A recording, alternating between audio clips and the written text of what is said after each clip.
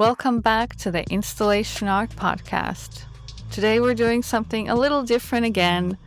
I'm back with another bonus episode to recap my conversation with the legendary artist Sandy Skoglund and to share some highlights that stuck with me from that interview. In this bonus episode, I'll dive into some of my biggest takeaways from our chat, insights into Sandy's fascinating creative process, her relentless pursuit of new skills, and her clever strategies for managing the challenges of being an installation artist. What a privilege it was to be able to sit down and talk to Sandy Skoglund herself, and our conversation left me feeling challenged and inspired in ways that I hadn't expected. If you haven't heard that episode yet, what are you waiting for?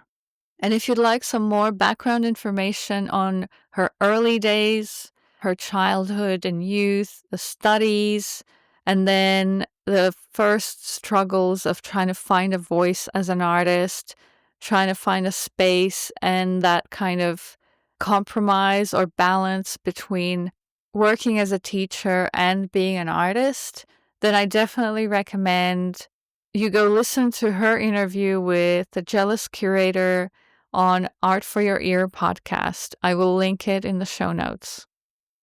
Before I dive in to today's episode, I really want to share something.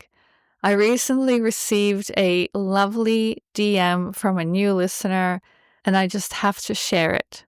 Here's what they said. Hi, I just found the podcast. This is truly something I was looking for. Went through 2 episodes so far. Very inspiring. Thanks for your work. Thank you. That means so much. You cannot imagine how much that warmed my heart. Thanks for reminding me why I started this podcast in the first place.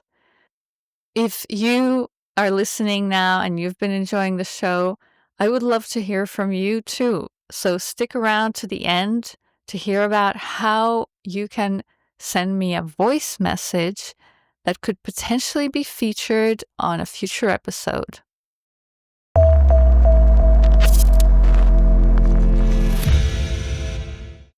But now let's talk about Sandy Skoglund. I found it really interesting and funny that Sandy had this kind of belief as an early graduate right out of art school that she had to have this loft in New York City in order to be a real artist. In the end, though, it turns out that her work was best suited for smaller spaces like residential spaces, like apartments. So she did actually used to rent apartments as her studios. As a side note, I'd like to say that I recently was looking at that as an option in Sydney, renting like a crappy unrenovated house to share with some artist friends as studio spaces. And it's not so easy anymore to do that. There's a lot of things to consider, like noise, neighbors, permits, insurance, whatever. But also mostly the price is no longer really accessible. Like, it is not so easy for young artists to just go out and rent an apartment to be used as a studio. We can barely make rent on the place we live anyway. So yeah, times have changed in that sense. I don't know what it's like where you live, but I feel like it's kind of a universal issue at the moment is the real estate and the prices of real estate. Another thing that really struck me that I am still thinking about and that kind of challenged me as well personally is Sandy's relentless pursuit of new skills for each project. For example, sculpting, to make the first installations, she basically decided she was going to learn to sculpt. And she had to make these cats out of chicken wire and plaster. And then she was like, well, that wasn't so great. Let's do ceramics next. And then she learned bronze casting. And then the hardest of them all, she actually learned 3D modeling on computers, like self-taught in the early days. And as somebody who I remember when I was in university, I tried to learn Flash, because back then Flash was all the rage for your websites. That's what you used.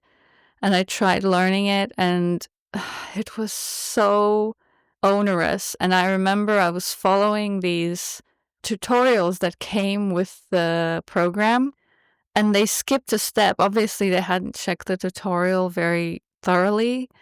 They had skipped a step, and it made continuing with the project basically impossible. Like, I couldn't just figure it out on my own. So I cannot imagine how Sandy learned to 3D model by herself. I think she said it took her a couple of years to figure it out. But not only that, she's also so super motivated to use these new techniques and materials for each project. For example, her work, A Breeze at Work, if you look it up online, the image is a room full of these big leaves blowing around. And you would think, you could make those leaves out of paper or ceramic, but no. She decided to make them out of bronze. And she learned bronze casting just for that. And, the weight of these bronze cast leaves obviously makes the whole installation process a lot more complex and challenging. Or in walking on eggshells, the floor is completely made out of real eggshells.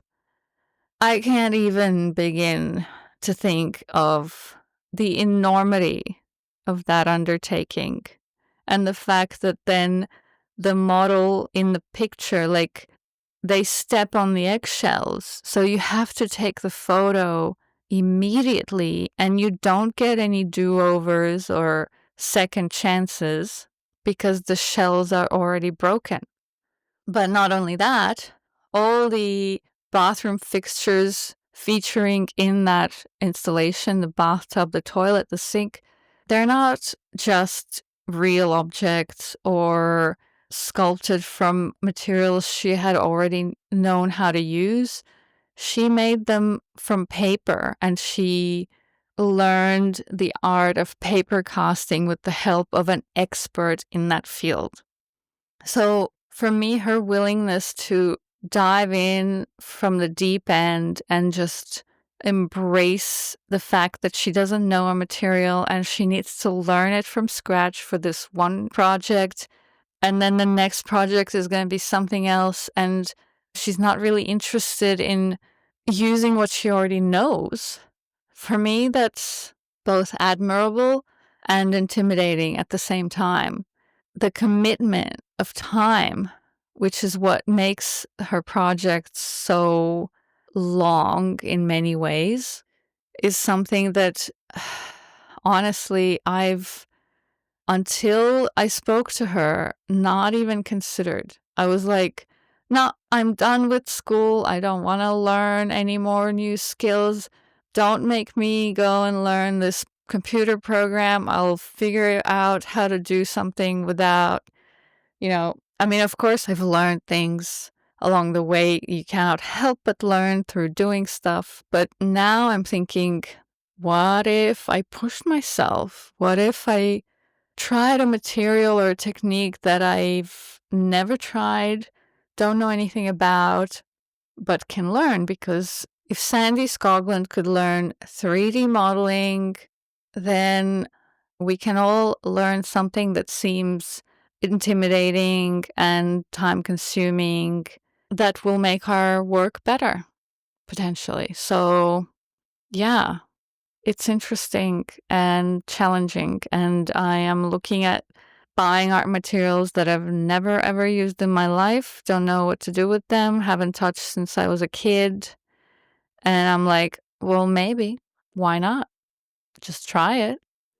I just really don't like the idea of being an amateur and really being bad at something from the outset, and bridging that gap of having to be really bad at something and try again and try again and try again and put in so much time and effort until you're no longer bad.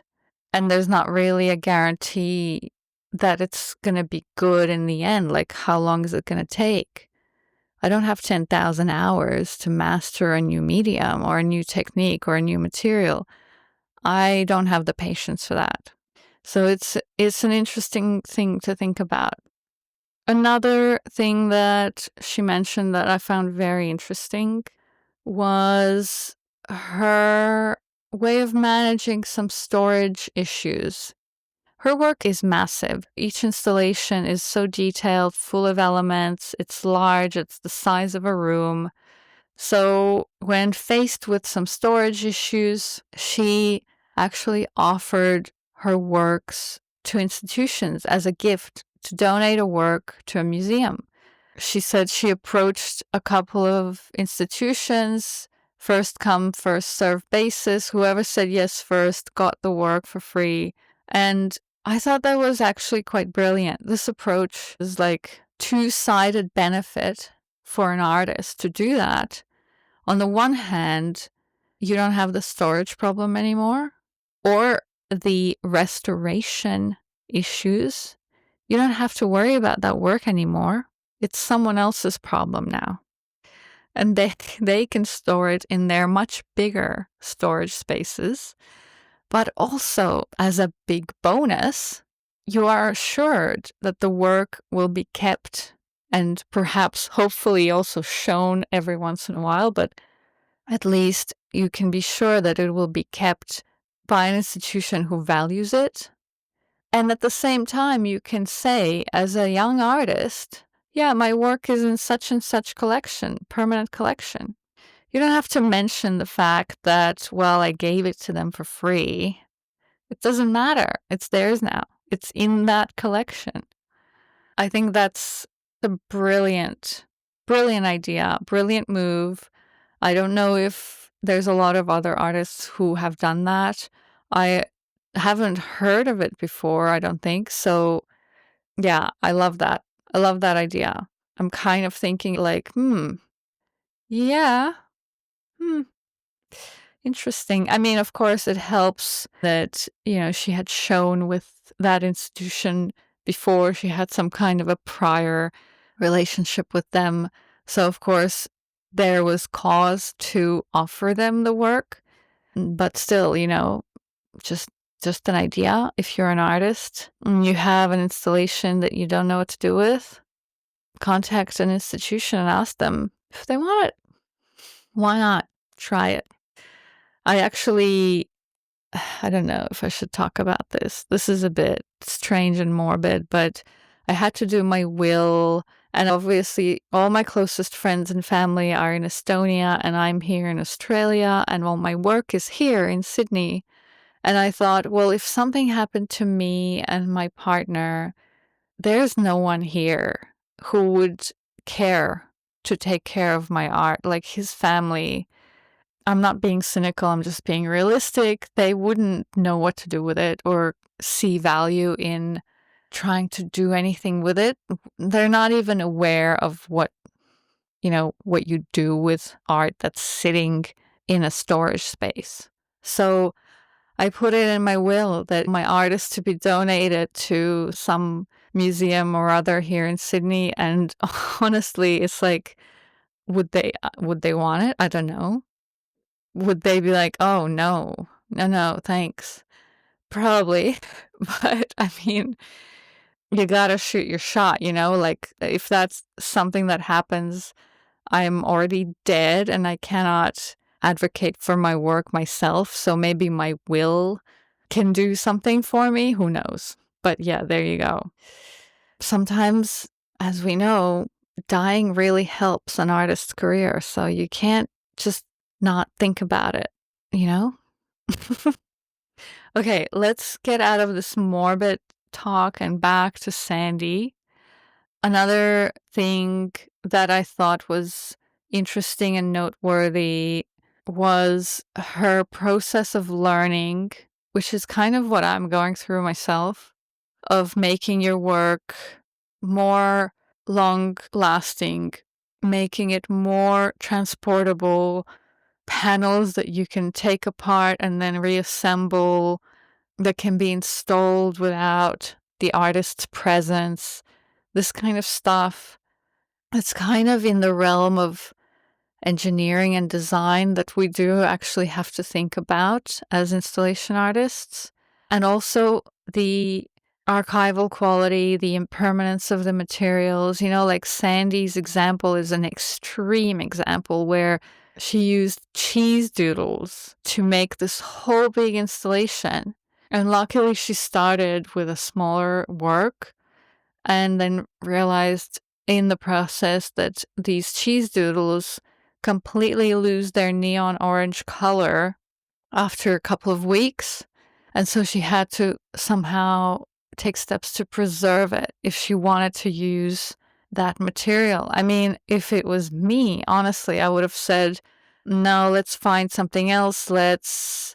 I don't know, use something that looks like the food, but let's not use that. I would have given up probably. But she decided instead to coat every piece of those cheese doodles in resin to preserve the color and preserve them so that they not only stay orange through the whole exhibition, but also decades later, they're still around. That installation is still being shown. So that's quite amazing, really. But I think in Sandy's case, she is extremely open to using materials that are changeable or unpredictable, or, using food in general is just, to me, it's like next level of risk and maybe self-flagellation. But also, she has found ways to make walls out of jam. That is some dedication there to using a specific material and not compromising. And I think what we can learn from Sandy's long career and from her work overall, she doesn't make a lot of installations. She takes her time to create each piece. There are periods where she doesn't make any installation work per se. The fact that she started off making the photos as the primary form of the work, the end product itself was the photo and not the installation initially. I think those are all interesting aspects of her work and her career.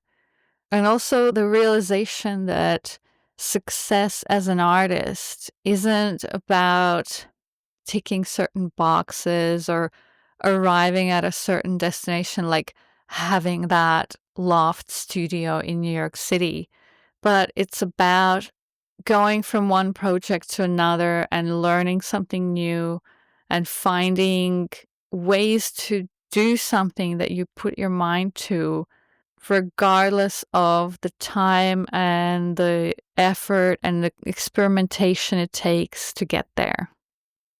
I think that's a great reflection to wrap up on. If you haven't already, go listen to the interview with Sandy Skoglund. It's packed with interesting insights and stories that I didn't even mention here. It was published right before this episode, so it's easy to find, and I'll also include a link in the show notes. And go check out her work. Just Google her name and the images will come up. She is a literal legend of contemporary art. Her work is being taught at universities, and she was an actual pioneer alongside artists like Cindy Sherman, who started that stage photography movement in contemporary art. So her work is definitely worth studying and paying attention to. I'd also love to hear from you and find out what were your main thoughts and takeaways from that conversation. You can tell me in a voice message through our special voice message page at speakpipe.com/installationartpodcast.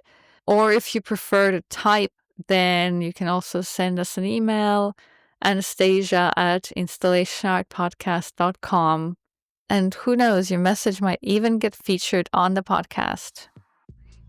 If you've been enjoying the Installation Art Podcast, please take a moment to leave us a 5-star rating and review. This helps our visibility and it helps other people find the show. It makes a huge difference. Thank you for tuning in, and until next time.